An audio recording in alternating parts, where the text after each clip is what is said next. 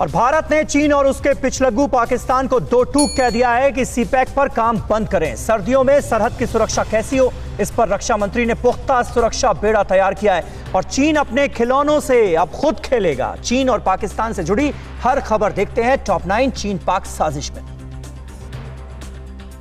भारत ने पाकिस्तान और चीन को दो टूक कहा है कि वो चीन पाकिस्तान इकोनॉमिक कॉरिडोर पर काम करना बंद कर दे।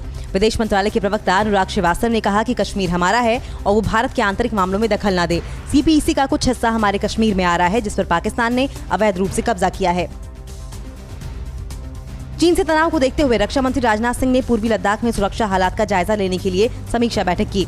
इसमें NSA Ajit Doval, CDS general Vipin Rawat और तीनों सेनाओं के प्रमुख शामिल हुए। इस बैठक में भविष्य के लिए सेना की तैयारियों और एलएसी सहित सभी संवेदनशील इलाकों में सर्दियों के दौरान सैनिकों की तैनाती पर चर्चा हुई। चीन को आर्थिक मोर्चे पर लगातार झटका दे रहे भारत ने खिलौना बाजार से भी उसका वर्चस्व खत्म करने की तैयारी कर ली है। देश में आत्मनिर्भर भारत अभियान के तहत अब स्वदेशी खिलौनों के उत्पादन पर जोर दिया जाएगा। कल इस मुद्दे पर प्रधानमंत्री मोदी ने वरिष्ठ मंत्रियों और अधिकारियों के साथ बैठक भी की है। चीन अपनी विस्तारवादी नीतियों के तहत नेपाल की जमीन पर कब्जा करने में जुटा हुआ है। नेपाल के सर्वे डिपार्टमेंट ऑफ एग्रीकल्चर मिनिस्ट्री की रिपोर्ट के मुताबिक चीन ने 7 सीमावर्ती जिलों में कई जगहों पर नेपाल की जमीन पर अवैध कब्जा कर लिया है।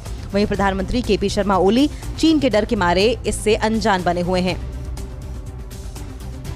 भारत के पड़ोसियों को साधने में जुटा चीन अब तिस्ता नदी के बहाने बांग्लादेश में पांव पसारने में जुट गया है। वो बांग्लादेश को करीब 7,500 करोड़ रुपए का कर्ज देने की बात कह रहा है। ये पैसा तिस्ता नदी के पानी की बेहतर व्यवस्था और सिंचाई परियोजनाओं पर खर्च किया जाएगा। तिस्ता उन नदियों में से एक है जो भारत से बांग्लादेश जाती है। इसका पानी दोनों देश साझा करते हैं।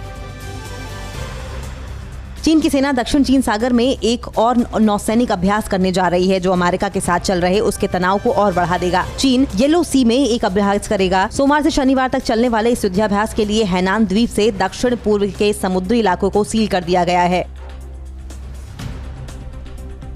रूस ने ट्रांस बैकल क्षेत्र में एक बड़ा युद्धाभ्यास किया है। इस वॉर एक्सरसाइज में रूस के 6,000 सैनिकों ने हिस्सा लिया।